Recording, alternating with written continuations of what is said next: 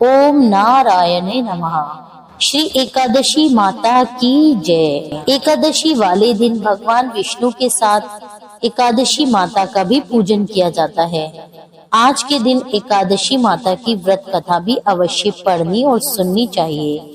आज की इस वीडियो में आप सुनेंगे ग्यारस माता की संपूर्ण कथा आरती सहित। आइए मेरे साथ प्रेम पूर्वक और प्रसन्नचित्त मन से ग्यारस माता की कथा का श्रवण कीजिए। एक समय में एक राज्य में एक राजा राज किया करता था। राजा बड़ा ही बुद्धिमान और बलशाली था। राजा हर समय अपनी प्रजा का भला करता था। प्रजा भी अपने राजा से बहुत प्रेम करती थी। राजा की 2 पुत्रियां थी। वे दोनों ही पुत्रियों से बहुत प्रेम किया करता था। राजा की छोटी पुत्री देखने में बहुत सुंदर और आकर्षित थी, परंतु राजा की बड़ी बेटी छोटी बेटी की तुलना में कम सुंदर थी। राजा की छोटी बेटी ग्यारस माता की पूजा करती थी और सभी लोग राजा की छोटी बेटी से बहुत प्रेम किया करते थे और उसकी बहुत प्रशंसा भी किया करते थे। इसी कारण राजा की बड़ी बेटी अपनी छोटी बहन से नफरत करती थी। राजा की दोनों बेटियां जब बड़ी हो गई, तब एक पड़ोस में रहने वाला राजकुमार राजा की बड़ी बेटी के लिए रिश्ता लेकर आया। परंतु जैसे ही उस राजकुमार की नजर राजा की छोटी बेटी पर पड़ी, तो वह राजकुमार राजा की छोटी बेटी पर मोहित हो गया और उससे पहली ही नजर में प्रेम कर बैठा। राजकुमार ने राजा की बड़ी बेटी के साथ विवाह करने से मना कर दिया और उसने राजा से कहा कि मैं आपकी छोटी पुत्री से विवाह करना चाहता हूँ। जिसके बाद राजा की बड़ी बेटी यह देखकर अपनी छोटी बहन पर बहुत क्रोधित हो गई और राजा की बड़ी बेटी अपनी छोटी बहन को अपना सबसे बड़ा शत्रु मानने लगी। राजा की बड़ी बेटी ने अपनी छोटी बहन से बदला लेने का निर्णय कर लिया, जिसके लिए उसने अपनी छोटी बहन को जान से मारने की योजना बनाई। राजा की बड़ी बेटी ने अपनी छोटी बहन को मारने के लिए सबसे पहले एक लड्डू में जहर मिलाकर उसे खाने के लिए अपनी बहन को दिया, लेकिन छोटी बहन द्वारा उस लड्डू को खाने के बाद भी छोटी बहन को कुछ भी नहीं हुआ। बड़ी बहन ये देखकर बहुत ही आश्चर्यचकित हो गई, लेकिन बड़ी बहन ने हार नहीं मानी और रात में जब वह छोटी बहन अपने कमरे में सो रही थी, तब एक मटके में सांप रखकर उसके कमरे में छोड़ दिया, लेकिन सांप भी छोटी बहन का कुछ भी नहीं बिगाड़ पाया। जिसके बाद बड़ी बहन ने अपनी छोटी बहन से कहा कि चलो हम लोग कुएं में से पानी भरकर लाते हैं। जिसके लिए वह अपनी छोटी बहन को पानी भरने के बहाने कुएं के पास ले गई और उसने अपनी छोटी बहन को कुएं में धक्का दे दिया, लेकिन छोटी बहन को तब भी कुछ नहीं हुआ, क्योंकि हर बार ग्यारस माता उसकी रक्षा कर रही थी और उधर बड़ी बहन अपने सारे प्रयासों में असफल हो रही थी, जिसके कारण वह और अधिक क्रोधित होती जा रही थी। अपनी छोटी बहन से जाकर उसने स्वयं ही पूछ लिया। उसने अपनी छोटी बहन से पूछा, तुमको पता है कि भगवान ने सबकी मृत्यु एक निश्चित समय पर लिखी हुई है और कैसे तुम्हारी मृत्यु होगी, क्या तुम जानती हो? तब छोटी बहन ने बड़ी बहन को बताया, हाँ मैं जानती हूँ मेरी मृत्यु कैसे होगी। छोटी बहन से यह सुनकर बड़ी बहन मन ही मन बहुत प्रसन्न हुई और उसने अपनी छोटी बहन से कहा कि तुम मुझे अपनी मृत्यु का राज बताओ। छोटी बहन ने अपनी बड़ी बहन से कहा कि मेरी मृत्यु तो एक तोते में है। जो तोते के गले में एक हार है, उससे मेरी मृत्यु होगी। जब तक कोई भी व्यक्ति तोते को मारकर वह हार अपने गले में पहनेगा तो मैं मूर्छित हो जाऊंगी और जैसे ही उस हार को अपने गले से उतारेगा तो मैं वापस से जीवित हो जाऊंगी। अपनी छोटी बहन का यह राज सुनकर बड़ी बहन बहुत प्रसन्न हो गई और उसने अपनी छोटी बहन को मारने के लिए उसके पालतू तोते को ढूंढना शुरू कर दिया और छोटी बहन को इस बात का आभास भी हो गया था कि कोई उसकी जान लेना चाहता है, जिसके लिए वह अपने पिता के पास गई और उसने अपने पिताजी से कहा कि हे पिताजी, मेरी मृत्यु के बाद आप मुझे जलाइएगा मत, बल्कि आप मुझे अपनी पुरानी वाली हवेली में एक पलंग पर लेटाकर छोड़ दीजिए। अपनी छोटी लड़की की यह बात सुनकर राजा बड़ा ही हैरान हुआ। राजा ने अपनी बेटी से पूछा, बेटी तुम ऐसा क्यों कह रही हो? तब राजा की बेटी बोली, समय किसी के लिए नहीं रुका है, कब क्या हो जाए किसी को कुछ पता नहीं। फिर राजा ने अपनी छोटी बेटी से कहा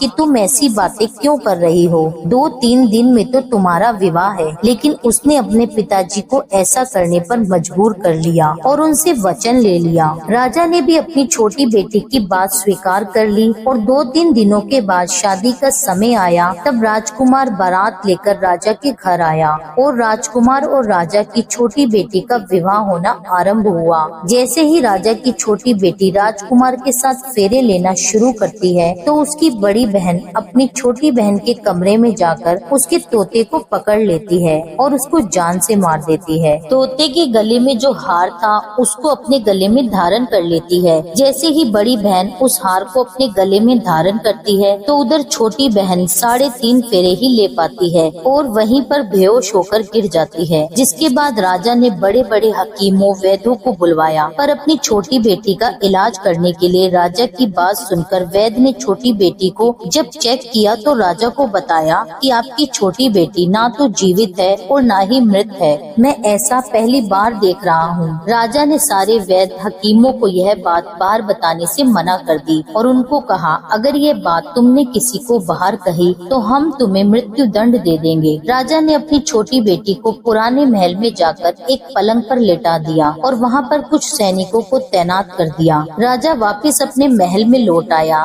राजा की बड़ी बेटी अपने पिताजी के पास आई और कहने लगी, पिताजी, अगर ये शादी संपन्न नहीं हुई तो आपकी इज्जत का क्या होगा? आप कहें तो मैं आपकी इज्जत बचाने के लिए राजकुमार से विवाह करने के लिए तैयार हूँ। जिसके बाद राजा ने अपनी बड़ी बेटी की बात मान ली और राजा ने अपनी बड़ी बेटी को छोटी बेटी का जोड़ा पहनाकर विवाह मंडप में बिठा दिया। परंतु राजकुमार ये जान गया कि ये राजा की छोटी बेटी नहीं है बल्कि ये राजा की बड़ी बेटी है। लेकिन जब राजकुमार ने विवाह करने से मना किया तो सभी लोगों ने राजकुमार को विवश करके बचे हुए फेरों को संपन्न करा दिया और विवाह करवा दिया। जिसके बाद राजकुमार राजा की बड़ी बेटी को अपने साथ महल में ले गया। अब राजकुमार राजा की बड़ी बेटी से न तो बात किया करता था और न ही उसको पसंद करता था। राजकुमार ने ये फैसला लिया था कि वह अपनी प्रेमिका को ढूंढ कर रहेगा और यह जान कर रहेगा कि उसके साथ क्या हुआ है। एक दिन राजकुमार अपने घोड़े पर सवार होकर राजा के पुराने महल के पास पहुंच गया, जहां पर उसने कुछ सैनिकों को देखा। महल के पास पहुंचकर राजकुमार ने ध्यान से देखा तो वह समझ गया कि यह तो हमारे ससुर जी का महल है। तब राजकुमार ने सैनिकों से पूछा कि तुम लोग यहाँ क्या कर रहे हो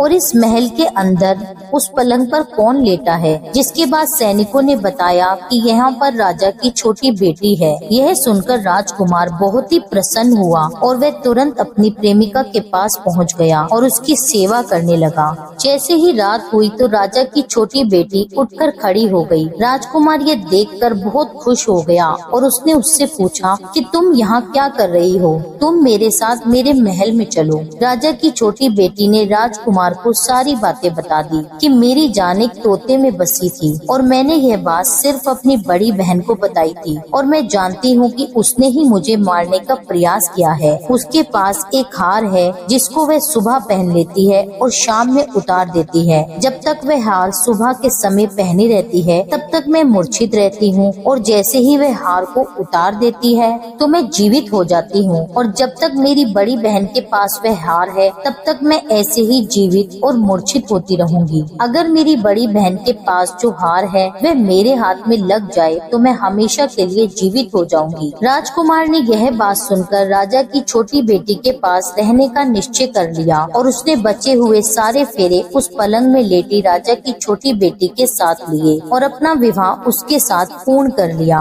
और वहीं पर रहने लगा। देखते ही देखते कुछ समय बाद राजा की छोटी बेटी और राजकुमार की पत्नी गर्भवती हो गई। एक बार राजकुमार को किसी काम से बाहर जाना पड़ा। तब छोटी बेटी के पेट में बहुत तेज दर्द होने लगा, जिसके बाद उसने ग्यारस माता का आह्वान किया। उसी समय वहाँ पर ग्यारस माता प्रकट हुई और उन्होंने अपने भक्त के दर्द को दूर किया और उसे एक पुत्र की प्राप्ति हुई। उसी समय वहाँ पर अचानक से राजकुमार भी आ पहुँचा। राजकुमार ने जब ग्यारस माता को देखा तो वह आश्चर्यचकित हो गया और उसने तुरंत माता को प्रणाम किया और ग्यारस माता ने राजकुमार से कहा, जब तुम्हारा ये पुत्र 5 वर्ष का हो जाए तब तुम अपनी पत्नी का हार लाकर इसके गले में डाल देना। और देखते ही देखते राजकुमार और राजा की छोटी बेटी का पुत्र 5 वर्ष का हो गया। तो राजकुमार अपने बेटे से कहता है कि बेटा, मैं कुछ काम से बाहर जा रहा हूँ, तुम अपनी माता का ध्यान ध्यान रखना। और यह कहकर वहाँ से चला गया। राजा को बाहर निकलता देखकर बड़ी बहन के सैनिक देख लेते हैं और बड़ी बहन को जाकर सारी बातें बता देते हैं। जिसके बाद बड़ी बहन अपनी छोटी बहन के पुत्र को वहाँ से उठवा लेती है और उसको मरवा देती है। अपनी छोटी बहन के बेटे के 2 टुकड़े करवा देती है। पहला टुकड़ा चक्की के पास छुपा देती है और दूसरा टुकड़ा अपने पलंग के नीचे रख देती है। अब ग्यारस माता भिखारन का रूप लेकर आती हैं। एक भिखारन का रूप धारण कर बड़ी बहन के यहाँ भिक्षा मांगने लगती हैं। बड़ी बहन अपने नौकरों से कहती है कि जाओ उसको भिक्षा दे दो। लेकिन जैसे ही नौकर ग्यारस माता को भिक्षा देने के लिए आते हैं तो माता उनसे भिक्षा लेने के लिए मना कर देती है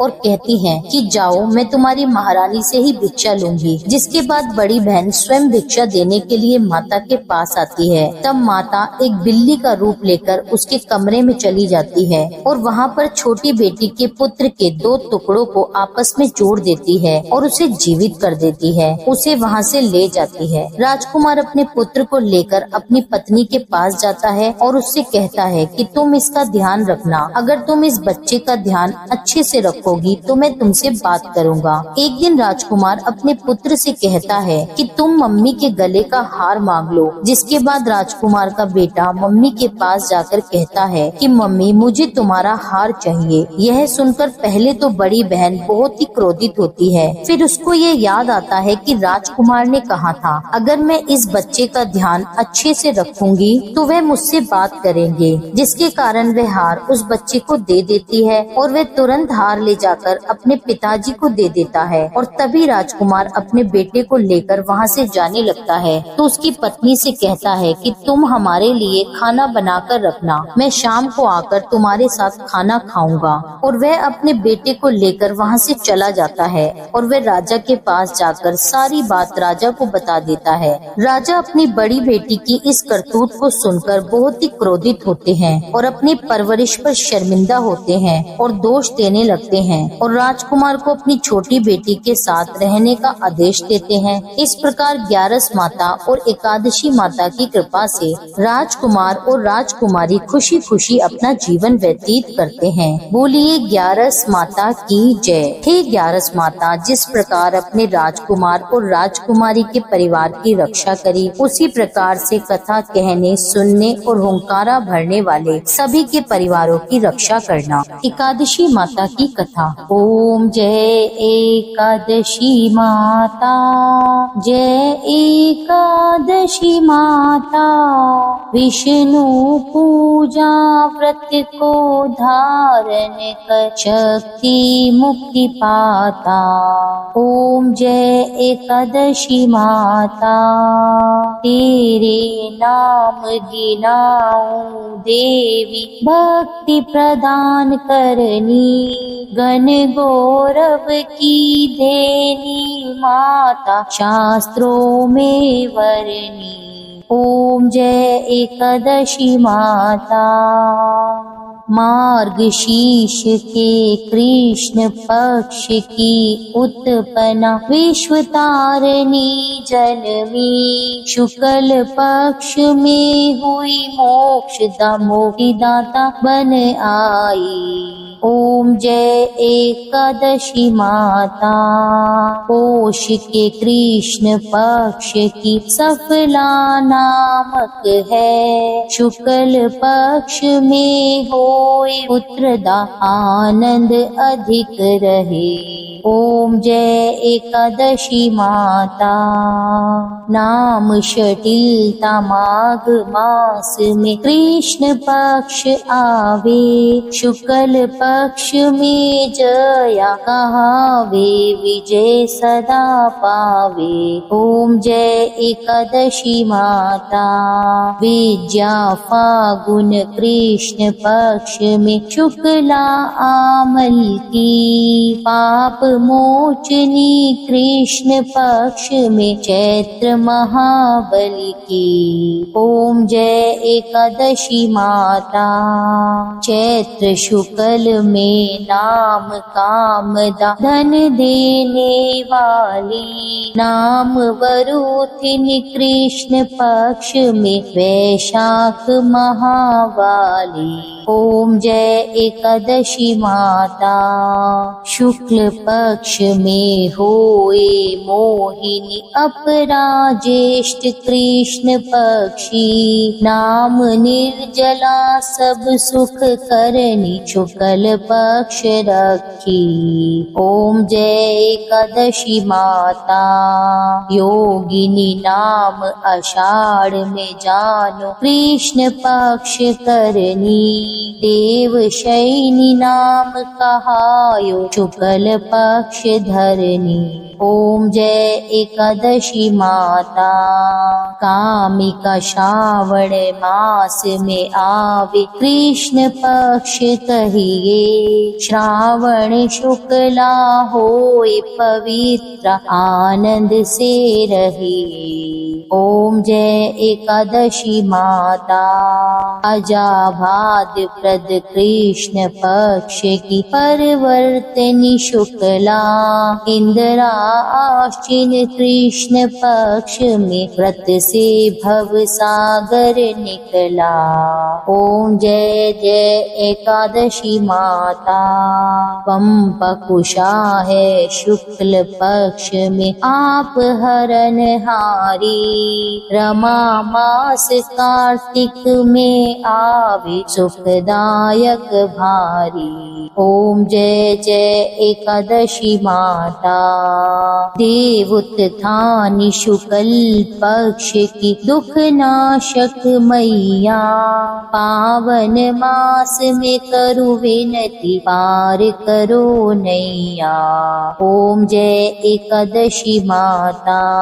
परमा कृष्ण पक्ष में होती, जन मंगल करती, शुक्ल मास में होए पद्मिनी, दुख दरिद्र हरणी। ओम जय एकादशी माता। जो कोई आरती एकादशी की भक्ति सहित गावे, जन गुरुदिता स्वर्ग का वासा, निश्चय वह पावे। ओम जय एकादशी माता। यह थी एकादशी माता की संपूर्ण कथा और आरती सहित। उम्मीद करती हूँ यह वीडियो आपको पसंद आया होगा। कथा अच्छी लगी हो तो इसके लिए मेरे चैनल को सब्सक्राइब कर लीजिए। वीडियो को लाइक करके कमेंट में लिख दीजिए 11 माता की जय। मिलती हूँ आपसे एक अगली वीडियो में, तब तक के लिए जय श्री राधे।